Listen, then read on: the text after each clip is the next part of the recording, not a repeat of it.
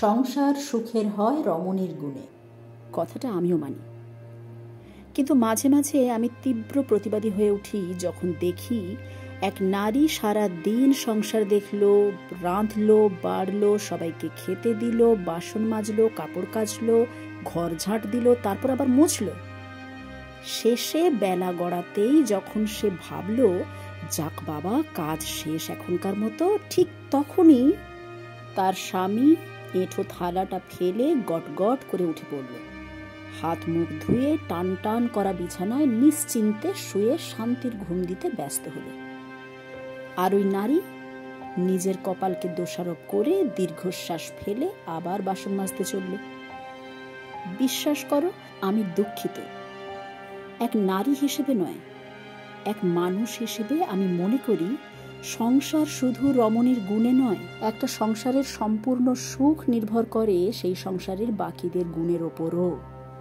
বিশেষ করে একজন স্বামীর কাছে তার স্ত্রীর সহভাগিতা আর এক স্ত্রীর জীবনে তার স্বামীর সহযোগিতা ছাড়া বা সংসারের অন্যদের সহভাগিতা ছাড়া সুখের করে দেখাও দেখিয়ে সংসার। একটা সহজ কথা আমি খুব সহজভাবে বুঝি। এক নারী যদি গোটা সংসারকে সুখী করার চেষ্টা করতে পারে, গোটা সংসার একটা নারীকে সুখী করতে পারে না? নাকি মায়ের জন্য এক দাসী আর সংসারের জন্য এক কাজের লোক এনেছে বউয়ের বেশে, তাই তার সুখ দুঃখতে কিচ্ছু আসে যায় না? আজকাল আমি আরো বেশি বেশি করে লক্ষ্য করছি, অন্যের বাড়ির বউয়ের কষ্ট চোখে পড়ে, কিন্তু নিজের বাড়ির বউকে কেউ পাত্তা দেয় না। কারণ সে যে এখন গেঁয়ো যোগী, তাই তার ভিক্ষা পাওয়াটা খুব মুশকিল। এক নারী, সে যে মানুষ। নিজের বুকে হাত রেখে বলুন তো, আপনি তা উপলব্ধি করেন? বিশ্বাস করেন যে তারও বিশ্রামের প্রয়োজন, তারও ইচ্ছে অনিচ্ছে আছে, তারও যে পর্যাপ্ত ঘুমের দরকার, তারও মন খারাপ করে, চার দেওয়ালের মাঝে দম বন্ধ লাগে, কোনো দিন তারও রান্না করতে ইচ্ছে হয় না? সারা দিন আপনার মতো শুয়ে বসে টিভি দেখে ফোন ঘেটে অর্ডার দিয়ে সময় কাটাতে তারও ইচ্ছে হয়? তার ঘুমের মাঝে আপনি যখন জোরে কোনো জিনিস রাখতে গিয়ে শব্দ করেন, তারও ঘুমের ব্যাঘাত ঘটে, তারও পুষ্টিকর খাবারের প্রয়োজন, তারও বড় মাছের পিসটা পাওয়ার কথা। আপনি কি সত্যি মনে করেন যে সে নারী আপনারই মতো ঈশ্বরের আরেক সৃষ্টি, যাদের ছাড়া এ জগৎ সংসার অচল? আপনিও তা জানেন, শুধু মানেন না। মানতে যে বিবেকে বাঁধে, যে বিবেকটা সব সময় সবার হয়ে কথা বলে, শুধু ওই নারীর হয়েই সে কথা বলে না। কে বলে সংসার সুখের হয় রমণীর গুণে? আমি তো বলি, কে কার ঠেকা নিয়েছে ভাই? সে নারীর কি দায়ী বা পড়েছে যে সে তোমায় খুশি করতে, তোমার পরিবারকে খুশি করতে নিজেকে বিসর্জন দেবে?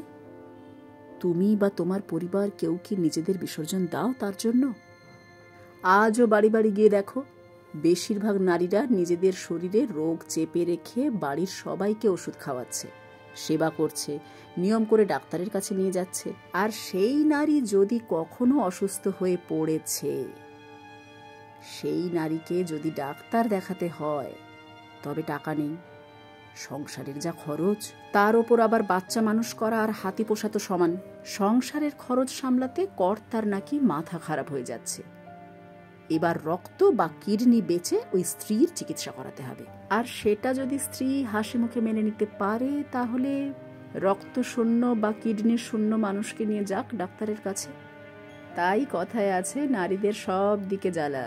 তাই আগা গোড়া সব মা, কাকিমা, দিদিমা, খুড়িমা, জেঠিমা, ঠাকুমা, মাসিমা আর বৌমারা নিজেদেরকে ঈশ্বরের হাতে ছেড়ে দিয়েছেন আর নিজেদের শরীর, মন সব কিছুকে বিসর্জন দিয়েছেন।